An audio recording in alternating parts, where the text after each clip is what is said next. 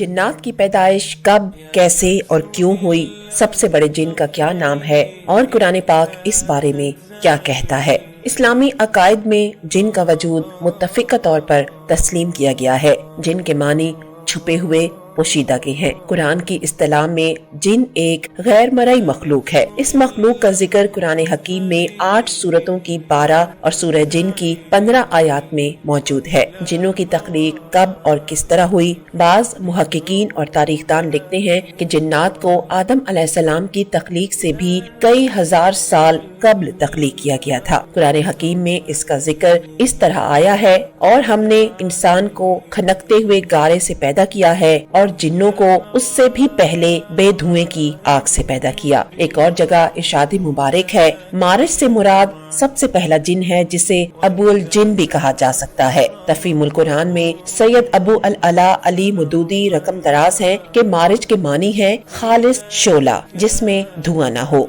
जिस तरह पहला इंसान मिट्टी से बनाया गया, फिर तख्लीक के मुख्तलिफ मदारिज से गुजरते हुए उसके जस्ते खाकी ने गोश्त पोस्त के जिंदा बशर की शक्ल इख्तियार की और आगे उसकी नस्ल नुतफा से चली। इसी तरह पहला जिन खालिस आग के शोले से पैदा किया गया और बाद में उसकी जरियत से जिनों की नस्ल पैदा हुई। नाज़रीन कराम, अहले अरब दौरे जाहिलियत में बड़े तोहम परस्त हुआ करते थे। 360 बुतों की तो वो पूजा और परस्तिश करते ही थे, और उसमें शिद्दत का ये आलम था कि हर खानदान और हर कबीले का एक अलग बुत हुआ करता था। चुनाचे इसी दौर में जब अरब कौम के लोग किसी भी सफर पर रवाना होते और रास्ते में कोई वादी या खौफनाक बयाबान आ जाता तो वहाँ से गुजरते वक्त ये अल्फाज अदा करके गुजरते, मैं इस वादी के सरदार और इस कौम के बेवकूफों से पनाह चाहता हूँ। उनके ख्याल में बयाबानों पर जिन्नात का तसल्लुत था और जिनों के सरदार की इसलिए वो पनाह तलब किया करते थे कि इसके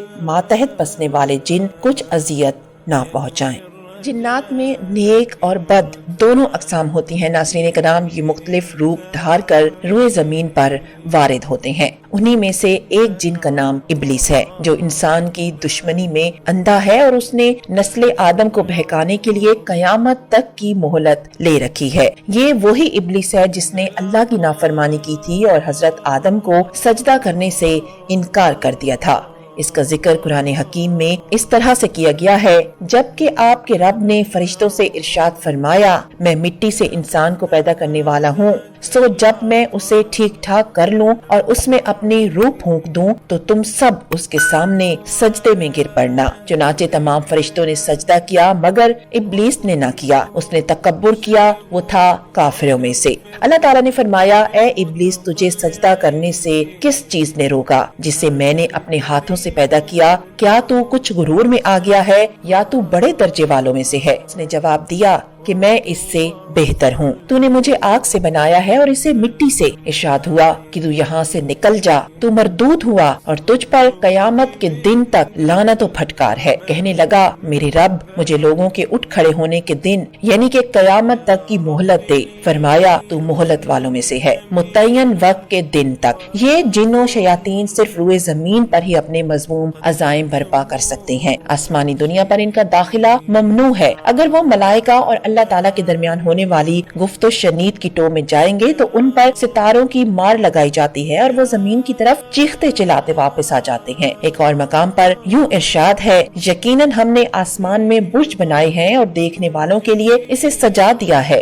और इसे हर शैतान मरदूद से महफूज रखा है। हाँ, मगर जो चोरी छुपे सुनने की कोशिश करे उसके पीछे दहकता हुआ शोला लगता है। नाज़रीन किराम, इस आयत मुबारका में 2 अल्फाज रजीम और मरदूद आए हैं। रजीम के माने संसार करने के हैं। शैतान को रजीम इसलिए भी कहा गया है कि जब ये आसमानों पर जाने की कोशिश करता है तो इस पर शहाब साकिब बरसाए जाते हैं। इससे कुछ शयातीन तो उसी वक्त जल मरते हैं और जो बच कर आते हैं वो नजूमियों और काहिनों से मिलकर शरारत करते हैं। जिन्नात में जहाँ बदतीनत किस्म का गिरोह था वहाँ अच्छे और नेक और बुजुर्ग गिरोह भी थे। वो अपनी जात से किसी को नुकसान नहीं पहुँचाते। उनमें हिदायत हासिल करने का अज़्म और वलवला था, जिसकी अव्वलीन मिसाल हज़रत سلیمان علیہ السلام کی ہے، جن کے تابع فرمان رہ کر وہ مشکل سے مشکل امور سر انجام دیتے رہتے تھے۔ دوسری مثال نبی اکرم صلی اللہ علیہ وآلہ وسلم کے دور نبوت کی ہے، جب جنات نے نبی کریم صلی اللہ علیہ وآلہ وسلم سے قرآن حکیم سنا تھا۔ اس گروہ نے جہاں آپ کی زیارت کا شرف حاصل کیا، وہیں اپنی سماعت کو بھی